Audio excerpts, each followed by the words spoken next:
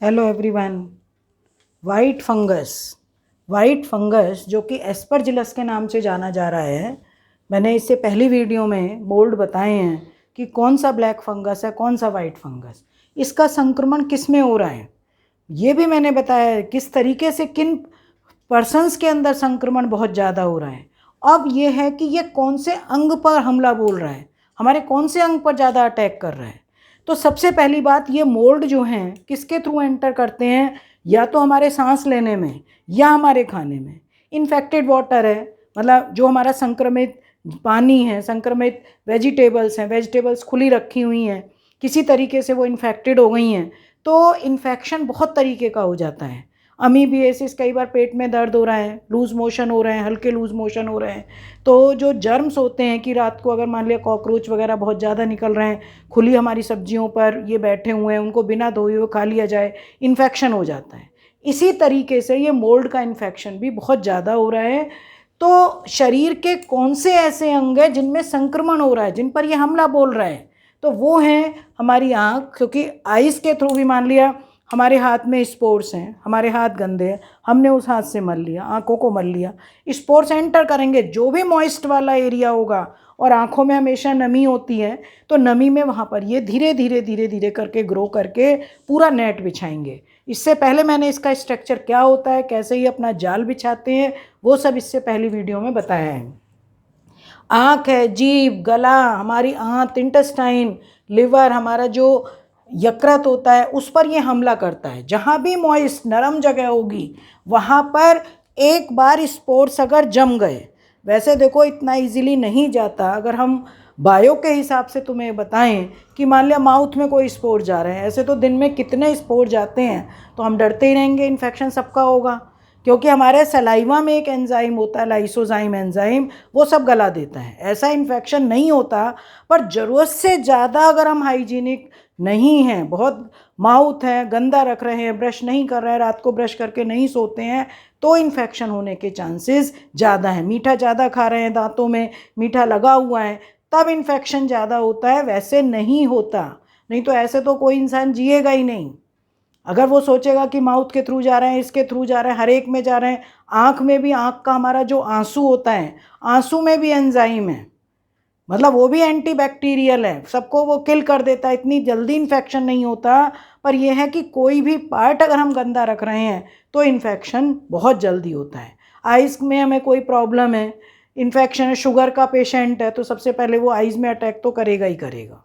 क्योंकि डॉक्टर भी कहते हैं अगर शुगर का पेशेंट है तो सबसे बारीक जो ब्लड कैपिलरीज हमारी आंखों की होती हैं, तो उससे ब्लड ब्लाइंडनेस जो होगी, अंधापन, वो बहुत जल्दी आता है। तो वो तो अपने आप ही ब्लैक फंगस हो या वाइट फंगस हो तो अटैक करेगा ही करेगा। कुछ ही समय में ये पूरे अंग को, मतलब मॉइस्ट जगह पर करता है, और कुछ ही समय में पूरे अंग को गलाकर ये समाप्त कर देता है। कुछ ही टाइम में कोविड होके चुका है, इन्फेक्शन हो गया, कोविड से ठीक हो गए, पता चला कुछ दिनों के बाद डेथ हो गई। जो केस आजकल आ रहे हैं वो इसी वजह से हो रहा है, पता भी नहीं चलता। सिम्टम्स धीरे धीरे क्या दिखाई दे रहे हैं कि शरीर पर धीरे चकत्ते से पड़ गए हैं, आंखों में जलन हो रही है, जीभ पर कुछ ऐसा मोटा मोटा स्वेलिंग टाइप हो गया जिसको हम फोड़ा भी कहते हैं, गला हमारा जाम हो गया है, हमें श्वसन का संक्रमण हो गया है, बीच बीच में हमें चक्कर आते हैं, कफ निगलने में हमें कठिनाई हो रही है, उल्टी होने की फीलिंग आती है, सिर दर्द हो रहा है, तो तुरंत डॉक्टर को दिखाएं। और डॉक्टर जो भी, मतलब परामर्श करने के लिए डॉक्टर को दिखाएं, एंटी फंगल दें या वो सिम्टम्स को चेक करें, तो वो चीज़ है कि हमें तुरंत डॉक्टर से परामर्श लेनी है। हाँ, अगर हमें मान लिया नॉर्मल वे में अपने को, कि जैसे होता है कि डॉक्टर के पास जाने से पहले कि हमें फर्स्ट एड लेना है, तो गुनगुना पानी, गर्म पानी, स्टीम लेनी है, जरा भी कुमें इस तरह का आभास हो रहा है तो स्टीम तो मस्ट है। मॉइस्ट सरफेस होगी, पर इसको जैसे ही गर्म कंडीशन मिलती है इसके स्पोर्स मरने लगते हैं। बस नमक उसमें डाल सकते हैं माउथ वॉश के लिए, जो आजकल चल रहा है कि नमक के पानी के गरारे हैं, उसमें हमें दांतों को साफ़ करना है, तो वो सब चीज़ें हम कर सकते हैं। हल्दी के यूज़ का बहुत आ रहा है, वो मैं एक वीडियो में होम रेमेडीज़ डाल चुकी हूँ।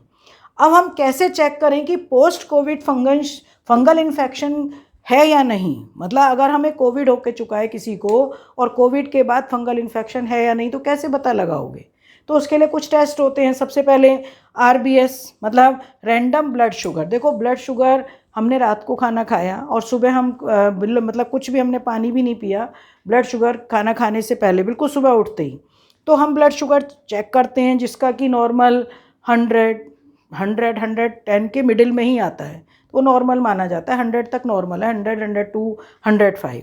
फिर उसके बाद हमने नाश्ता वगैरह किया, नाश्ते के 2 घंटे बाद लिया, तो वो वही चीज़ है कि 120 से लेकर 140 से ऊपर ही ऊपर 135 तक आएगा, नहीं तो ये कहेंगे कि भाई कॉर्नर पर डायबिटीज़ है, कि डायबिटीज़ होने का खतरा है, इतनी आएगी। अब हम रैंडम ब्लड शुगर कर रहे हैं, मान लिया हमने दोपहर को खाना खाया और उसके 3-4 घंटे बाद जब हम शाम की चाय ले पीते हैं तो उससे पहले हमने शुगर चेक कराई, तो उससे पहले जब हम शुगर चेक करा रहे हैं तो वो एक रैंडम ब्लड शुगर होती है, उसका अमाउंट मेरे हिसाब से मतलब 120-130 तक आना चाहिए। अगर 100 तक आता है तो डॉक्टर थोड़ा सा उसको कम मानते हैं कि कुछ खाओ पियो, फ्रूट्स खाओ, इस तरीके से।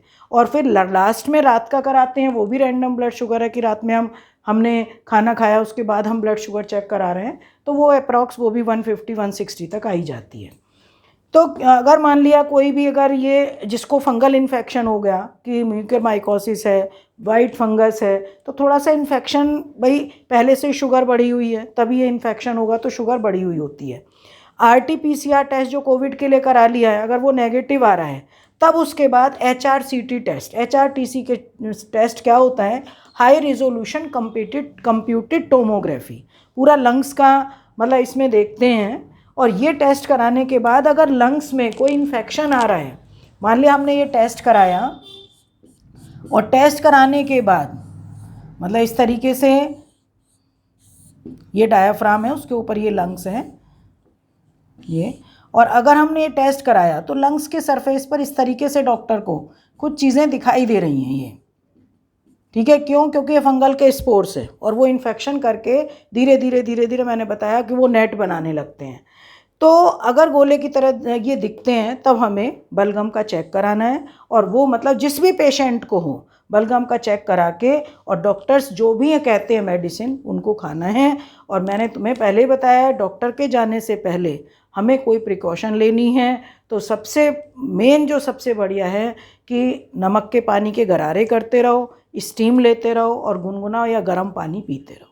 ये है, उससे बचाव हो जाएगा कि फंगल के स्पोर्स कहीं ना कहीं जो होंगे थोड़े बहुत अगर बच भी गए तो इतनी तेज़ी से फैलेंगे नहीं, वो जैसे ही वार्म कंडीशन मिल जाएगी तो वो मरते रहेंगे।